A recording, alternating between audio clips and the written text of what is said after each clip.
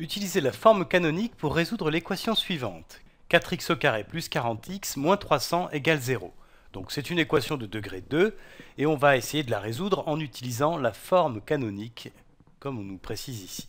Alors utiliser la forme canonique, je te rappelle que c'est ce qu'on a vu dans d'autres vidéos et ça correspond en fait à transformer l'équation qu'on a pour faire apparaître un carré. Alors ici, la première chose, c'est que ici dans notre polynôme, le coefficient le plus élevé, le coefficient de degré le plus élevé, pardon, le coefficient des termes de degré 2, c'est 4. Donc c'est pas très pratique, alors un réflexe c'est de factoriser ce 4 pour avoir un polynôme dans lequel le coefficient de plus haut degré sera égal à 1. Alors on va factoriser ça, donc je vais mettre 4 en facteur, je vais avoir donc 4 facteurs de x au carré plus 40x divisé par 4, c'est-à-dire plus 10x, moins 300 divisé par 4. 300 divisé par 4.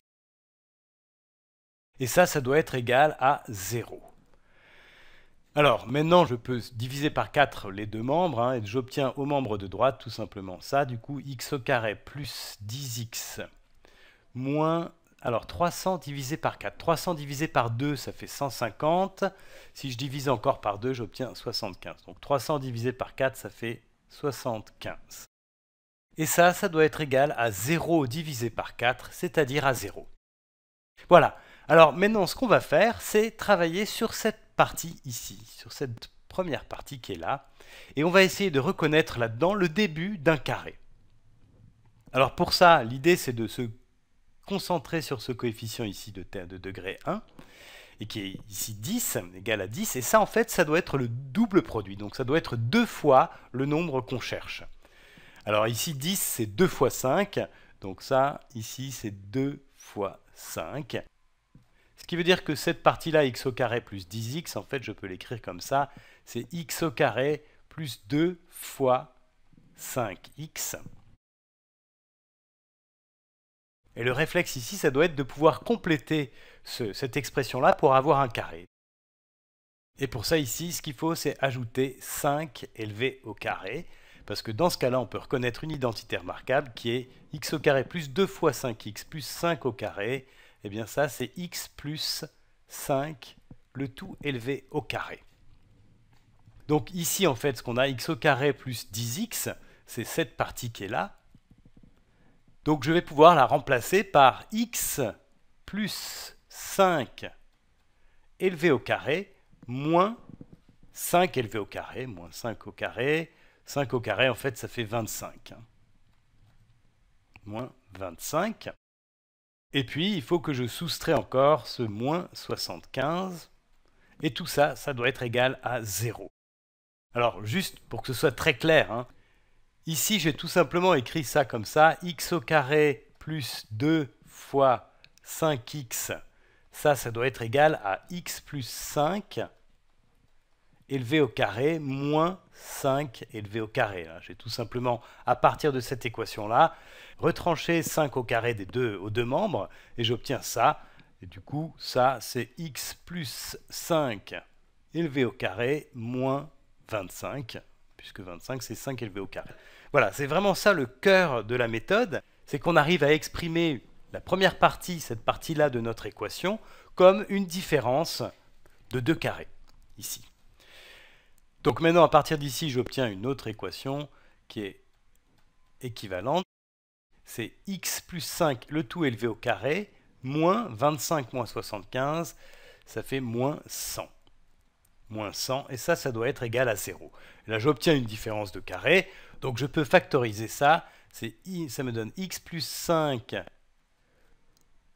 plus racine carrée de 100 facteur de x moins 5 moins racine carrée de 100. Voilà, et ça, c'est égal à 0. Donc ici, on a factorisé. Alors évidemment, racine carrée de 100, ça fait 10. Donc je vais pouvoir simplifier cette écriture. J'ai ici x plus 5 plus 10, c'est-à-dire x plus 15. Et dans le deuxième facteur, j'ai x moins 5 Ah, c'est pas x moins 5, c'est x plus 5, pardon, ici. Donc j'ai x plus 5 moins 10, c'est-à-dire x moins 5. Donc ce facteur ici, il est égal à x moins 5. Et finalement, mon équation, elle devient celle-ci. Elle est équivalente à celle-ci. X plus 15 fois x moins 5 égale à 0. Donc je trouve les deux solutions x égale moins 15 ou x égale 5. Et là, je t'engage, comme toujours, à vérifier tes résultats en reprenant la forme initiale de ton équation et en remplaçant x par moins 15 et x par 5. Et dans les deux cas, tu dois trouver que le membre de gauche est égal à 0. Bon, si tu veux, on va faire une de ces vérifications ensemble. Je te laisse la deuxième pour toi tout seul. On va vérifier que x égale à 5 est bien effectivement une solution de cette équation. Donc j'ai 4 fois 5 au carré plus 40 fois 5 moins 300. 25 au carré, ça fait 25, fois 4, ça va faire 100. Donc ça, c'est égal à 100, plus 40 fois 5. 4 fois 5, ça fait 20.